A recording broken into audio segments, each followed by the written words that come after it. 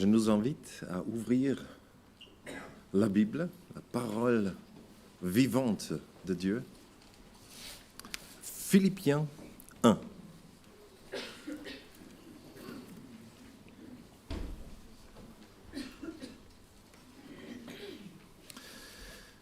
Philippiens 1, versets 1 à 26, de la part de Paul et Timothée, serviteurs de Jésus-Christ, à tous les saints en Jésus-Christ qui sont à Philippe, aux responsables et aux diacres.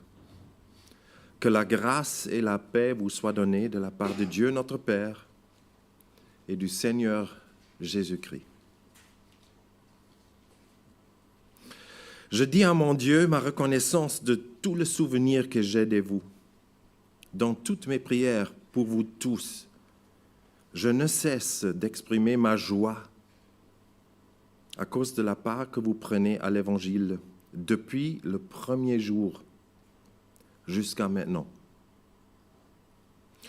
Je suis persuadé que celui qui a commencé en vous cette bonne œuvre la poursuivra jusqu'à son terme, jusqu'au jour de Jésus-Christ. Il est juste que je pense cela de vous parce que je vous porte dans mon cœur, vous qui participez tous à la même grâce que moi, aussi bien dans ma détention que dans la défense et l'affermissement de l'Évangile. En effet, Dieu m'est témoin que je vous chéris tous avec la tendresse de Jésus-Christ. Et voici ce que je demande dans mes prières. C'est que votre amour augmente de plus en plus en connaissance et en pleine intelligence pour que vous puissiez discerner ce qui est essentiel. Ainsi, vous serez purs et irréprochables pour le jour de Christ, remplis du fruit de justice qui vient par Jésus-Christ à la gloire et à la louange de Dieu. Je désire que vous le sachiez, frères et sœurs, ce qui m'est arrivé a plutôt contribué au progrès de l'Évangile. En effet, dans tout le prétoire et partout ailleurs, personne n'ignore que c'est pour Christ que je suis en prison. Et la plupart des frères et sœurs, encouragés dans le Seigneur par mes chaînes, ont plus d'assurance pour annoncer sans crainte la parole. Certains, il est vrai, proclament Christ par jalousie, avec un esprit de rivalité, mais d'autres le proclament avec de bonnes intentions. Les uns agissent par amour, sachant que je suis là pour la défense de l'Évangile.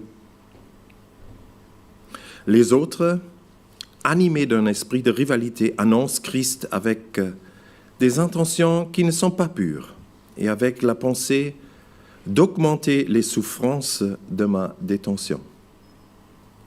Qu'importe.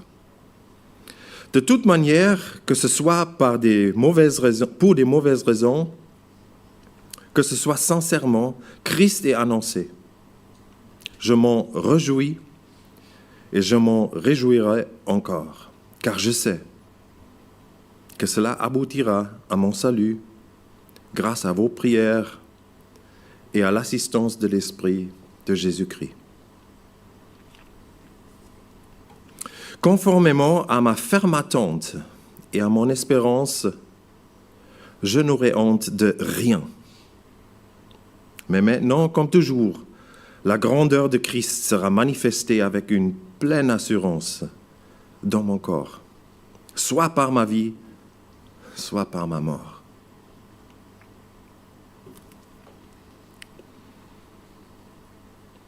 En effet, Christ, il est ma vie. Et mourir représente un gain. Cependant, s'il est utile pour ma tâche que je vive encore ici-bas, je ne saurais dire ce que je dois préférer. Je suis tiraillé des deux côtés. J'ai le désir de m'en aller et d'être avec Christ, ce qui est de beaucoup le meilleur, mais à cause de vous, il est plus nécessaire que je continue encore à vivre ici-bas. Persuadé de cela, je sais que je resterai et demeurerai avec vous tous pour votre progrès et votre joie dans la foi. Grâce à mon retour auprès de vous, vous aurez alors, dans ma personne, une raison d'éprouver encore plus de fierté en Jésus-Christ. Jusqu'ici, la parole de Dieu.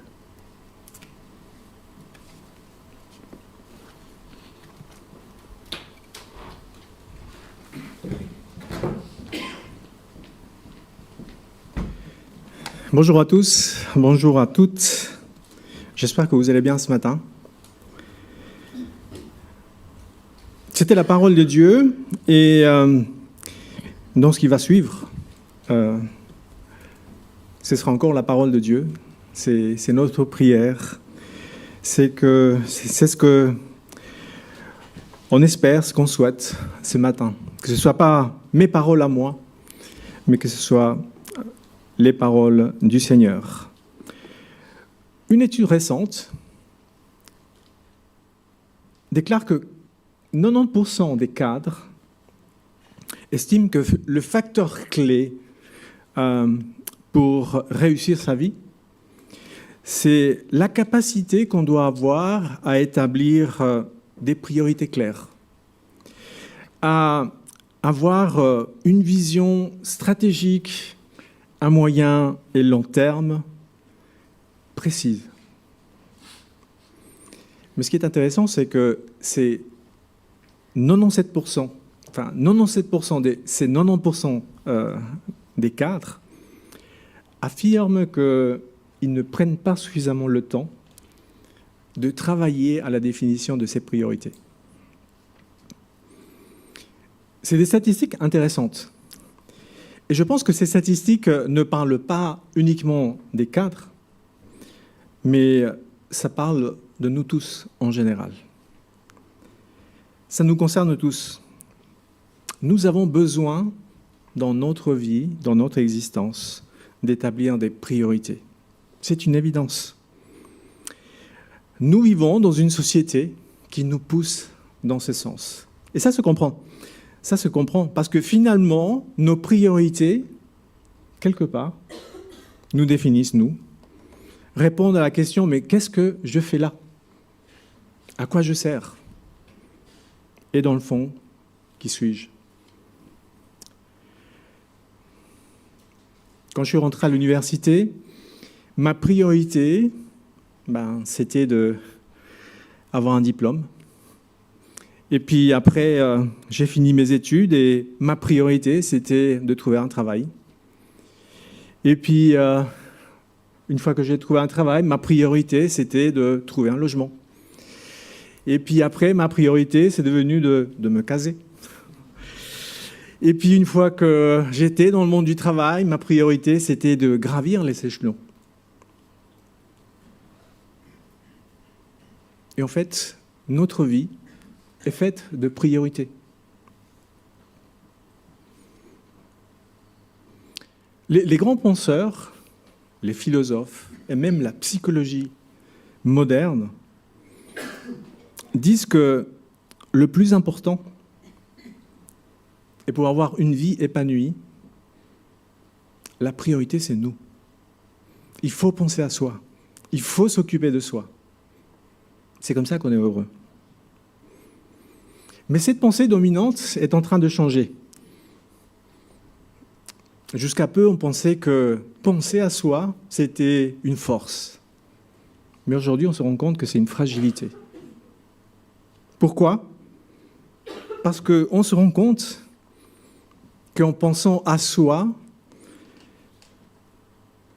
on tombe dans une espèce de système où on ne fait que poursuivre quelque chose, une réussite. On ne sait que poursuivre un projet qui finalement est fragile parce qu'il dépend de nous. Et notre projet de vie progresse, ou peut progresser, dans une certaine mesure, en fonction de nos talents. Mais à un moment donné, ce projet de vie bute avec nos limites, bute avec les aléas de la vie, le chômage, la maladie. Et parfois, il s'échoue. Au mieux avec un sentiment d'inachevé, et au pire, avec l'absurdité de la mort. La Bible nous invite à considérer les choses un petit peu différemment. Et c'est là qu'elle nous surprend. Parce qu'elle nous invite à fixer des priorités qui sont en dehors de nous. Ce matin, la Bible nous invite, au travers de ce texte que Roland vient de lire, à considérer la plus grande des priorités. Quelque chose qui n'est pas en nous, mais quelque chose qui est en dehors de nous. La véritable priorité. Et je vous invite c'est dommage, à découper le texte en 3 parties. Est-ce que tu arrives à faire quelque chose, Marcus? Merci beaucoup. En 3 parties. Une première partie où je vous propose de regarder juste le contexte de ce texte qu'on vient de lire. Une deuxième partie où nous allons nous concentrer sur la priorité des priorités. Et une troisième partie qui nous invite à comprendre ce qui ça change réellement de quelque part embrasser la priorité des priorités. Un mot de contexte. Et pour cela, donc, en attendant que la slide revienne, je suis obligé de jongler. Je vous invite à regarder de près les 2 premiers versets qu'on a lus dans notre texte.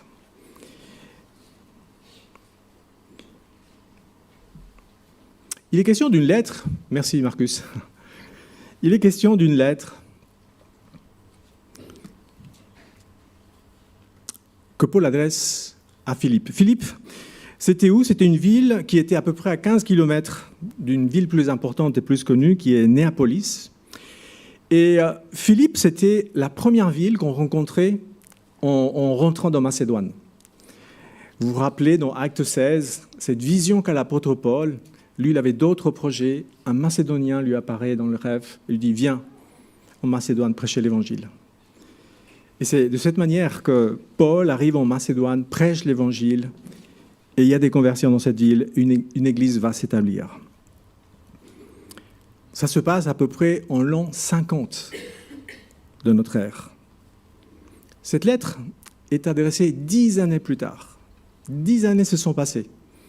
L'Église a grandi, l'Église s'est organisée. Il est question, je ne sais pas si vous avez remarqué, dans les personnes à qui la lettre est adressée, à tous les saints, bien entendu, mais il est question de diacres, il est question de l'ancien. C'est une Église établie, c'est une Église majeure. Paul, 10 ans plus tard, à peu près, écrit cette lettre alors qu'il se trouve en prison. Il semblerait qu'il y a plusieurs hypothèses, mais la plus probable, c'est que Paul soit emprisonné à Rome à ce moment-là. Et Paul écrit cette lettre avec l'intention, différentes intentions. D'une part, préparer le retour d'Épaphrodite, un chrétien de Philippe qu'on avait envoyé auprès de Paul pour l'assister alors qu'il était emprisonné, pour remercier l'Église. L'Église de Philippe soutenait financièrement l'apôtre Paul. C'était une façon de le soutenir. Troisièmement, préparer la venue de Timothée. Il est question de Timothée dans cette lettre, qui venait pour enseigner, pour encourager, pour exhorter l'Église de Philippe. Et enfin, pour répondre à des questions précises, l'Église de Philippe avait envoyé Épaphrodite auprès de l'apôtre Paul, et certainement qu'Épaphrodite a donné des nouvelles à l'apôtre Paul et a profité pour poser des questions bien précises. Alors, c'est quoi la caractéristique principale de cette lettre? C'est qu'elle est très personnelle. 120 fois dans ces 4 chapitres de cette lettre, Paul va utiliser la première personne du singulier. Il s'implique, et vous l'avez entendu dans le texte que nous avons lu. Il parle de lui. Il parle de lui. Elle est spontanée, elle est affectueuse. Il n'y a pas de plan précis, même si on a essayé de structurer cette lettre. Paul, tantôt donne des nouvelles, tantôt exhorte, tantôt revient sur des nouvelles, et à nouveau, il donne des exhortations à l'église de Philippe. On a appelé cet épître l'épître de la joie. Et c'est curieux qu'alors que Paul est en prison, alors qu'il est question pour lui de sa propre vie, d'une condamnation à mort, le sujet principal de cette lettre, c'est la joie. 60 fois, dans ces 4 chapitres, le mot joie, le mot se réjouir revient. C'est étonnant. Mais peut-être que la clé, la raison pour laquelle Paul, malgré sa situation, écrit au sujet de la joie, peut-être qu'il a trouvé pour lui quelle est la priorité des priorités.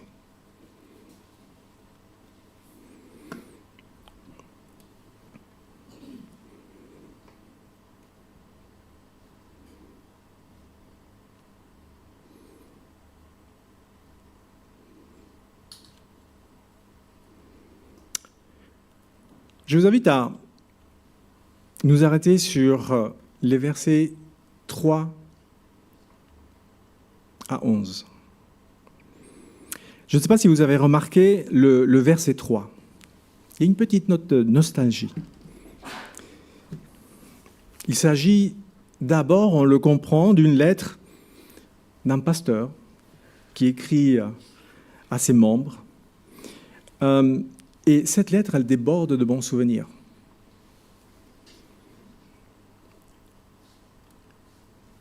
Il y a cette première phrase, je l'ai un petit peu soulignée pour que vous voyez. Je me souviens de vous. Il a de la joie, il a de la reconnaissance dans le cœur, alors qu'il pense aux Philippiens. Et Paul pense aux Philippiens pas juste parce que c'est des bons potes, pas juste parce qu'ils ont fait des agapes sympas le dimanche après-midi, pas juste parce qu'avec le groupe d'hommes, ils se sont fait une après-midi foot, pas juste parce qu'avec le groupe de jeunes, ils sont partis faire une soirée bowling, pas juste parce que les diacres se sont retrouvés pour faire une grillade une après-midi. Non. L'apôtre Paul, regardez le verset 5, il dit qu'il pense, il se souvient des Philippiens, non pas parce qu'ils ont pris part à des réunions, non pas parce qu'ils ont pris part à des activités, mais à cause de quelque chose qui les dépassait. Ils ont fait part d'un projet, ils ont pris part à une cause, et cette cause, c'est l'Évangile. L'apôtre Paul dit, vous vous rappelez ? Oui, on était ensemble dans la rue à évangéliser. Vous vous rappelez ? On organisait des réunions et les gens venaient. Oui, vous vous rappelez ? On a édifié des gens. Vous vous rappelez ? Il y a eu des vies changées.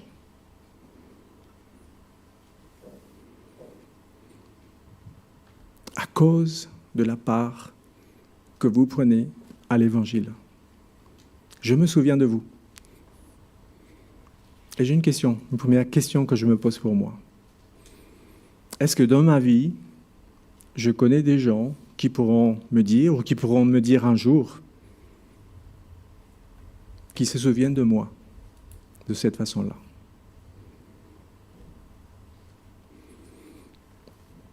L'apôtre Paul dit, il est juste que je pense de vous de cette manière-là. Il dit, je ne m'emballe pas. Ce n'est pas juste émotionnel, ce n'est pas juste des sentiments. C'est réfléchi. Il est juste que je pense cela à votre sujet.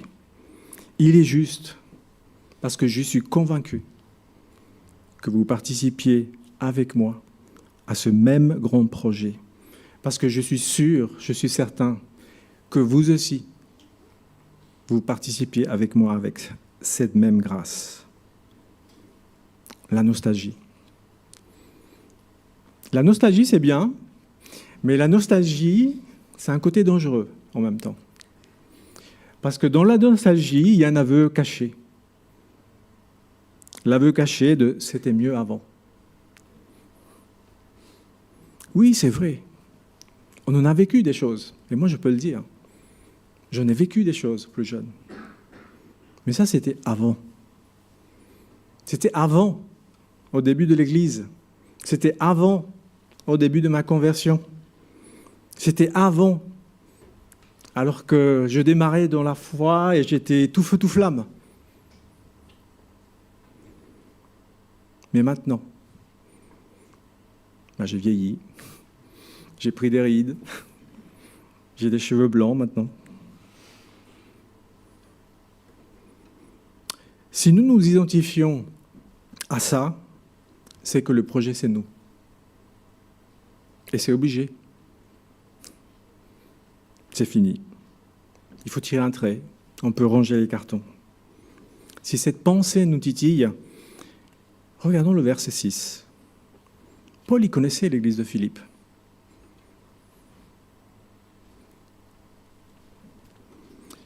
Regardez cette déclaration de l'apôtre Paul. Paul, il encourage les Philippiens à transformer une certaine nostalgie dans une attente impatiente de ce projet qui n'est pas nous-mêmes, mais ces projets qui nous dépassent.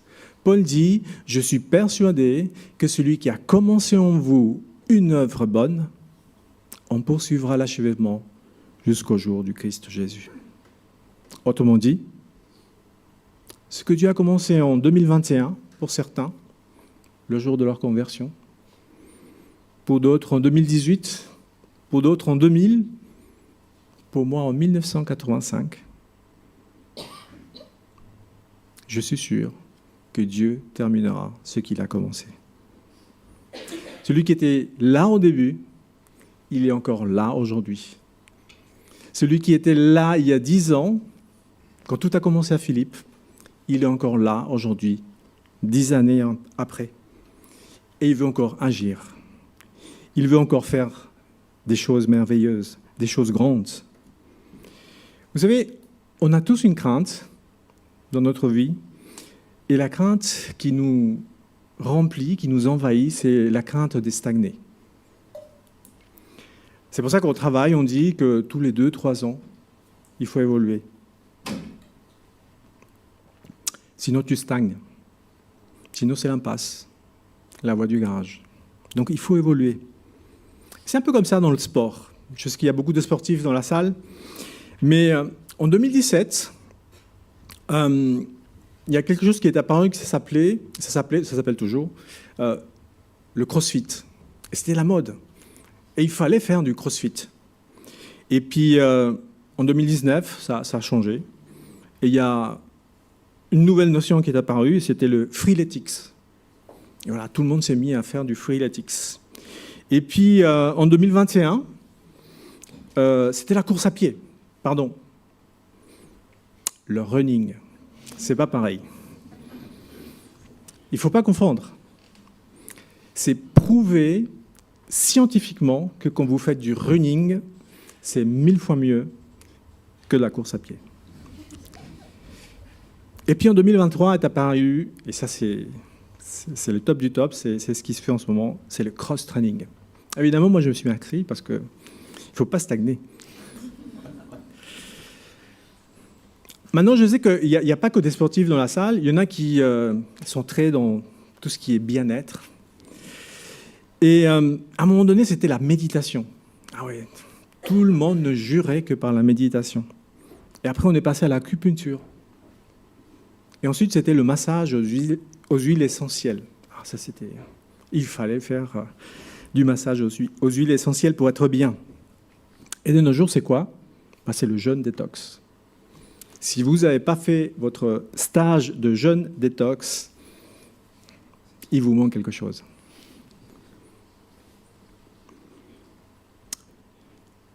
Et vous savez, c'est quoi la plus grande erreur qu'on peut faire dans la vie? C'est d'assimiler à Dieu, d'assimiler notre vie avec Dieu, un petit peu à ces phases, à ces modes qu'on peut connaître aujourd'hui dans notre société. Dieu, il était avec moi jusqu'à la phase massage aux huiles essentielles. Mais aujourd'hui, il n'est plus là. C'est comme ça qu'on voit les choses avec Dieu. Paul dit non. Paul dit non. Ce même Dieu qui nous a sauvés, ce même Dieu qui nous a visités un jour, ce Dieu qui était pleinement là à ce moment-là, il est encore là aujourd'hui. Il n'est pas parti en vacances. Il n'est pas en congé sabbatique. Non, il est encore là aujourd'hui.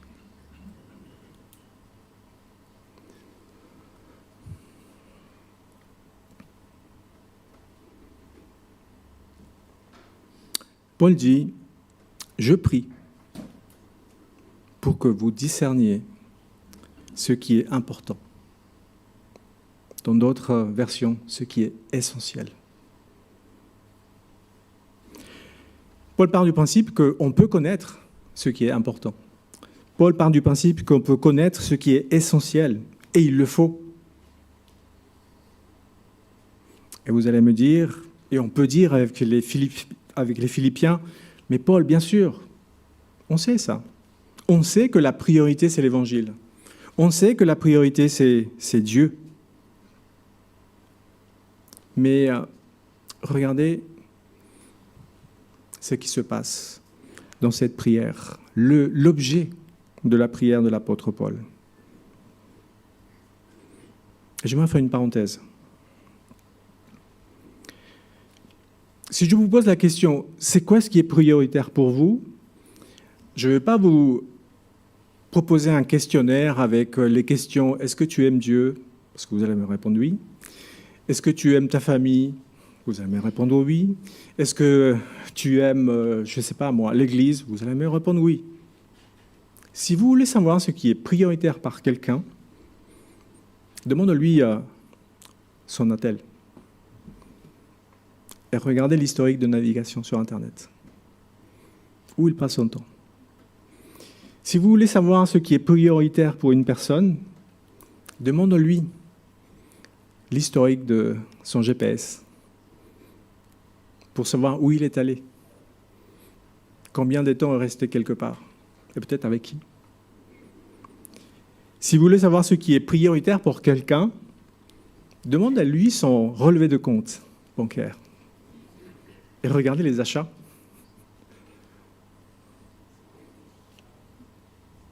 Si vous voulez savoir ce qui est prioritaire pour quelqu'un, demandez-lui quels sont ses rêves. Quelles sont ses ambitions? Vers quoi divaguent ses pensées quand il a du temps? Et vous aurez trouvé les priorités fonctionnelles d'une personne, qui n'ont rien à voir avec le questionnaire. Qui n'ont rien à voir avec le questionnaire. Paul prie une chose. Ce que je demande, c'est que votre amour augmente de plus en plus. Vous savez, le moteur de nos vies, c'est ce qu'on aime. On fait ce qu'on aime. On suit ce qu'on aime. On imite ce qu'on aime. J'ai envie de dire, Paul, il a tout compris. Mais une fois qu'on a dit ça, une fois qu'on a dit Dieu, c'est la priorité des priorités, une fois qu'on a dit l'Évangile, c'est la priorité des priorités, qu'est-ce que ça change? Qu'est-ce que ça change?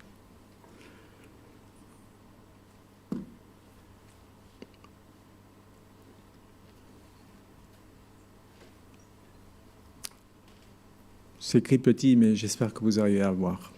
Il y a un peu plus de versets. Je disais que certainement, Paul répondait à des questions précises des Philippiens. Et en fait, on se rend compte au travers de ce qui suit que les Philippiens faisaient une projection de leurs craintes, de leurs soucis qui se faisaient pour l'apôtre Paul. Certainement qu'Épaphrodite était arrivé auprès de Paul avec la déclaration suivante. Paul, on se fait de soucis pour toi. Si tu savais, toute l'Église prie pour toi. Une fois par semaine, on fait une réunion de jeûne et prière.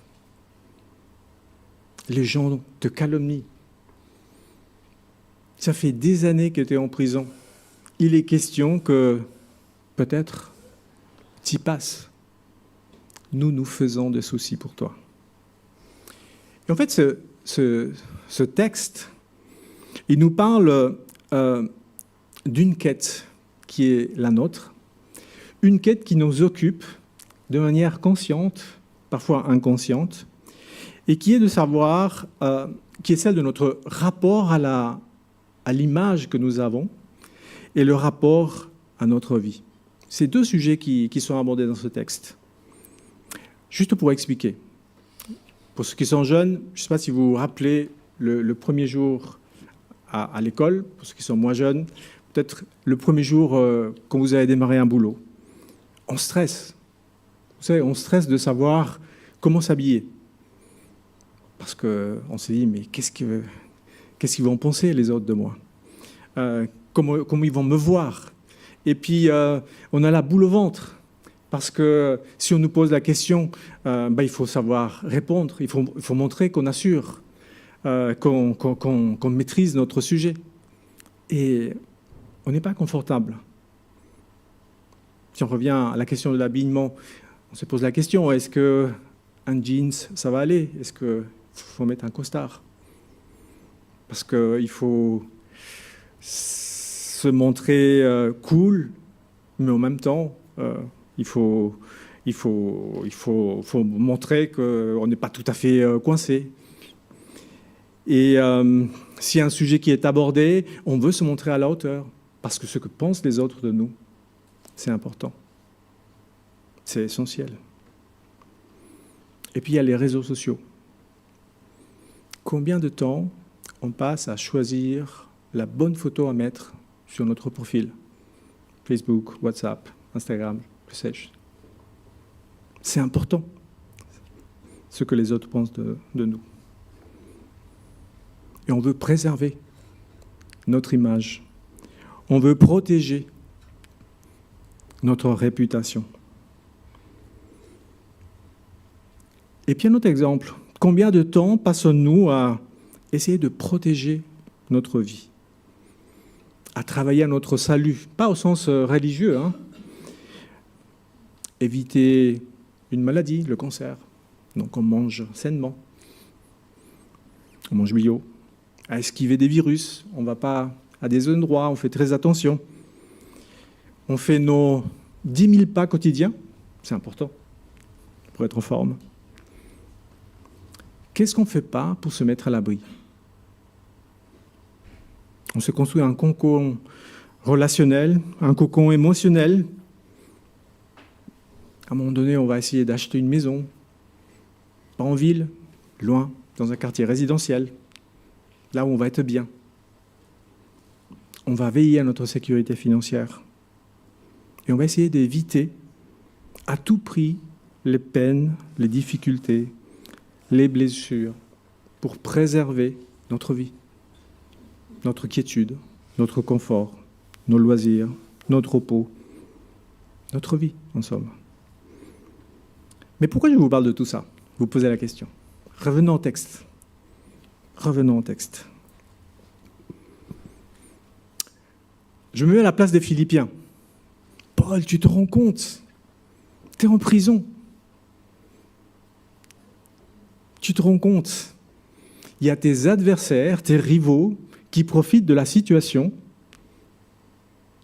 Ils te calomnient.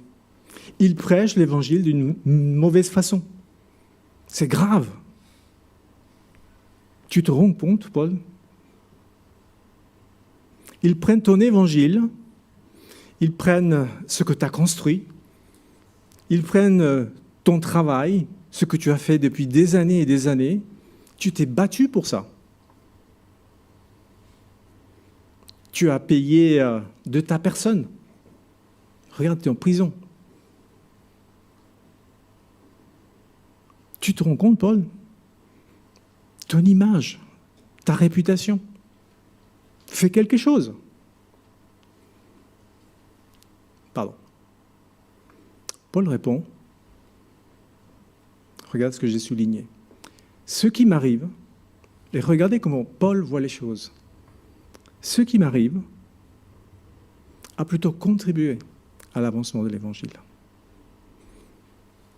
Du fait que je suis en prison, les frères, les sœurs sont remplis de confiance et ils annoncent à leur tour l'Évangile.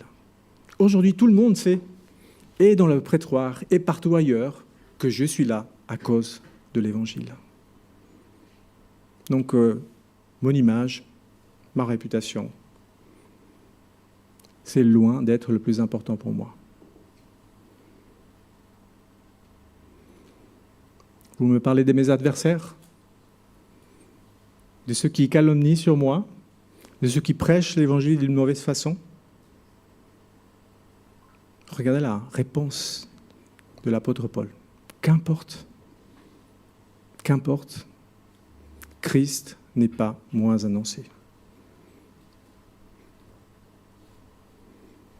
Le projet, ce n'est pas moi. Le projet ne dépend pas de moi. L'avancement de l'Évangile, c'est Dieu.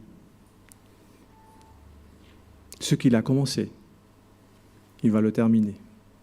Avec moi, sans moi, parce que le projet de Dieu, la vraie priorité, me dépasse moi.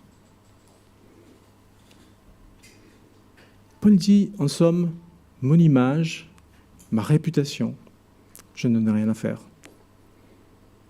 Ce qui m'importe le plus, c'est que Dieu, il pense de moi. Comment il me voit? Parce que mon projet, ce n'est pas moi. Mon projet, c'est le projet de Dieu. Et Paul, il continue. Après avoir traité ce souci qui est le nôtre, de notre image personnelle, et ça rentre dans les églises. Hein. C'était le cas à Philippe, mais peut-être que c'est aussi le cas à la Servette.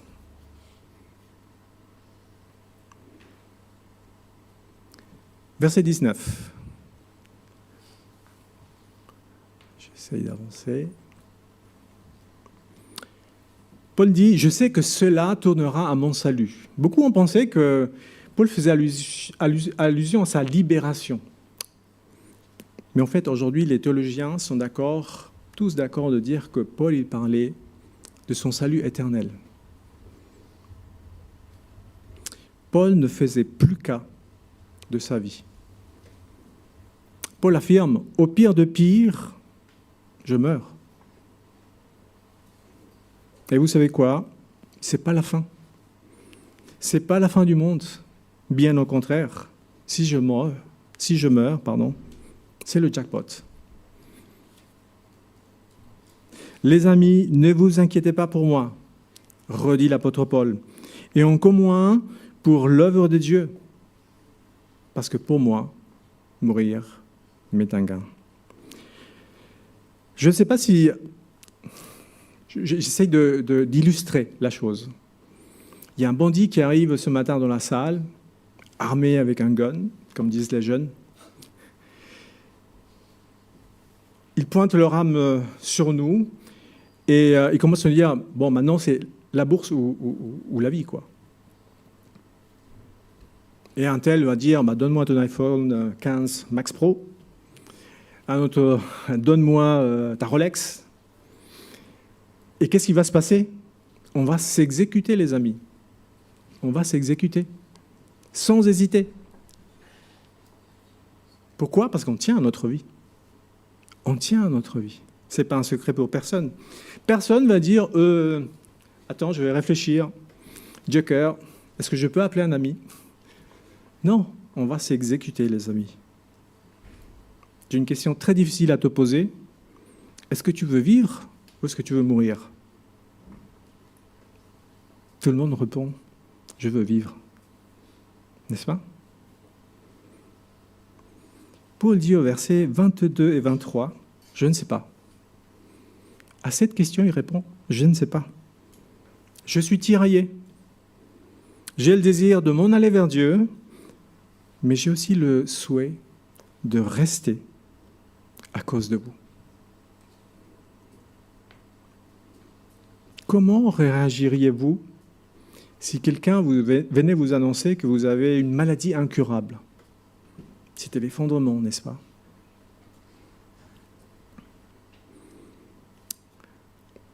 J'ai pensé à un exemple, et le nom de Daniel Herman m'est venu à l'esprit.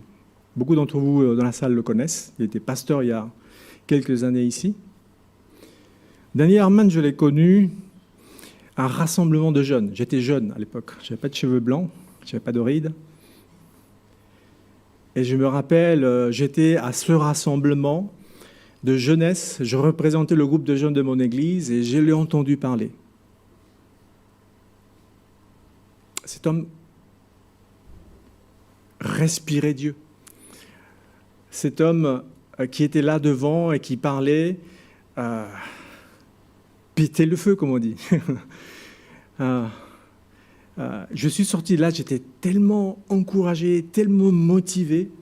Je suis allé voir à la fin de ce rassemblement, je lui ai dit, Daniel, il faut que tu viennes dans mon église, il faut que tu parles en mon groupe de jeunes, on va tout déchirer. Il a sorti son agenda et il dit, écoute, je suis libre dans 1 an. J'étais super déçu. Mais il est venu 1 an après. Et j'ai eu l'occasion de le revoir à d'autres opportunités par la suite. Et puis à 15 ans,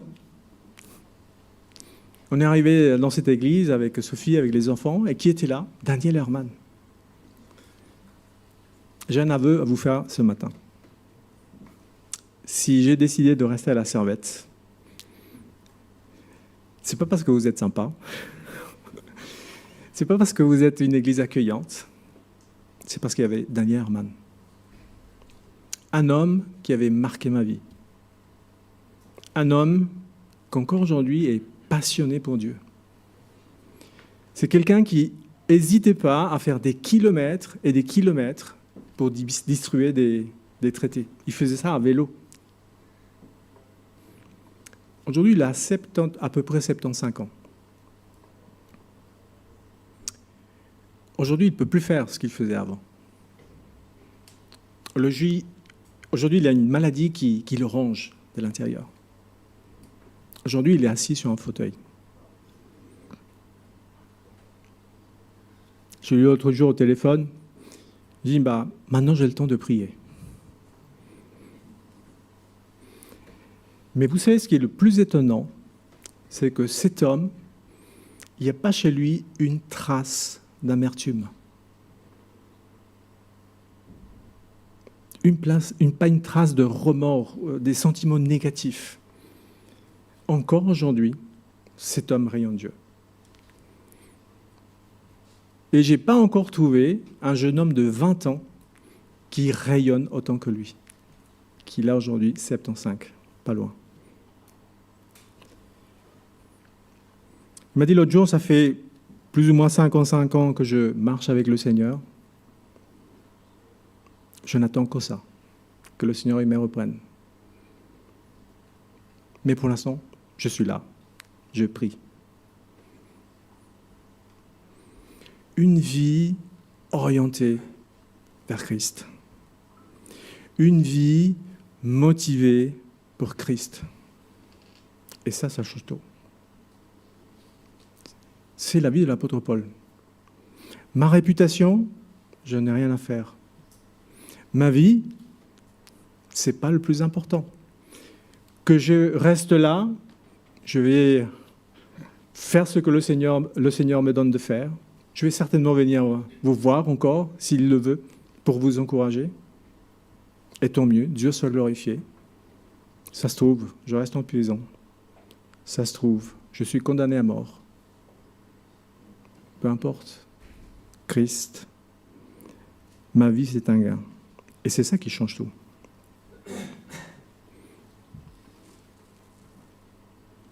Une question de priorité, les amis. On a vu que la priorité des priorités, c'est l'Évangile. Et de vivre l'Évangile dans l'amour. Qu'est-ce qui te motive aujourd'hui? Dieu nous pose la question. On a vu que ce qui change tout, c'est notre motivation à vivre pour le Seigneur. Au-delà d'une petite histoire qui nous raconte ce qui se passait entre Paul et l'église de Philippe à l'époque, ce matin, la Bible, au travers de ce texte, nous pose des questions essentielles. La parole de Dieu, c'est vivant. La parole de Dieu nous parle, nous touche. Ce n'est pas juste une histoire qui s'est passée il y a 2000 ans. Dieu, il s'adresse à nos cœurs ce matin. Et Dieu nous pose la question, c'est quoi ta priorité? C'est quoi ce que tu aimes vraiment? C'est quoi ce qui te motive vraiment? Est-ce que tu as pris part à la chose la plus importante? Cette chose qui est plus grande que toi, plus grand que ta vie, plus grand que tes projets personnels. Est-ce que tu as été libéré de cette existence qui fait qu'on est dans une interminable tentative de sauver notre réputation, sauver notre image, ce que les autres pensent de nous, et même de sauver notre vie? Est-ce que tu sais qu'un jour, tu ne seras plus là? Et tout ce que tu auras construit, si c'est ta priorité, ça va s'arrêter à la tombe. Je ne sais pas où tu en es aujourd'hui avec Dieu. Peut-être que tu es chrétien. Moi, Dieu m'a interpellé en préparant ce culte. Est-ce que tu es dans cette période où tu imagines Dieu comme absent? Il n'est plus là. Ou il est moins présent. Trop de difficultés, trop de peines, trop d'épreuves. Est-ce qu'il est parti en vacances? Dieu nous rappelle ce matin que ce qu'il a commencé, il va le finir. Dieu a commencé quelque chose dans ta vie et il va le finir. Dieu a commencé quelque chose dans ma vie et il va le finir. Il est encore là, présent, aujourd'hui, avec nous. Si tu n'es pas chrétien encore, si ce que tu entends ce matin, ça te semble obscur, pas clair, pose-toi la question. Pose-toi la question. Peut-être que ta vie, tes priorités sont centrées encore ce matin sur toi. La Bible nous dit ce matin, c'est peine perdue. C'est peine perdue. Il te manque l'essentiel. Prie pour connaître ce qui est essentiel, pour ce qui est vraiment important, pour ce qui change tout. Embrasse ce qui est plus grand que toi. Jésus-Christ est venu, il a été expliqué, il a quitté son ciel de gloire Jésus-Christ est venu, il a donné sa vie. Jésus-Christ est mort sur la croix. On va fêter la semaine prochaine Pâques, la résurrection. Il a vaincu la mort.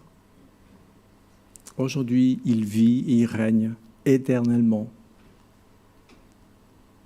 dans les cieux avec son Père. C'est mon espérance. C'est l'espérance de beaucoup de personnes ici dans cette salle.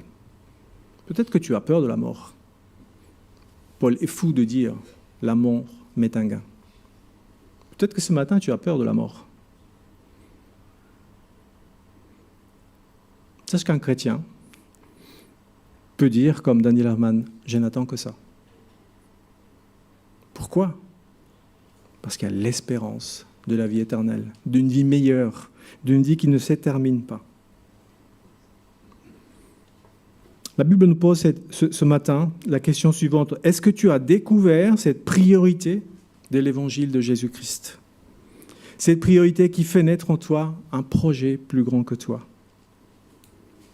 Ce projet qui te donne cette joie qui ne se termine pas, qui est intarissable.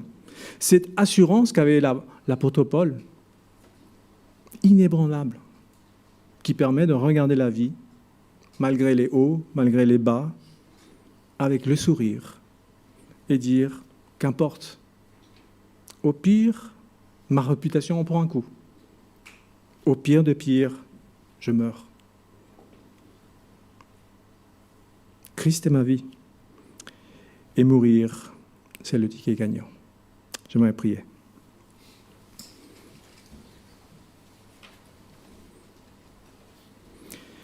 Seigneur, merci pour ta parole.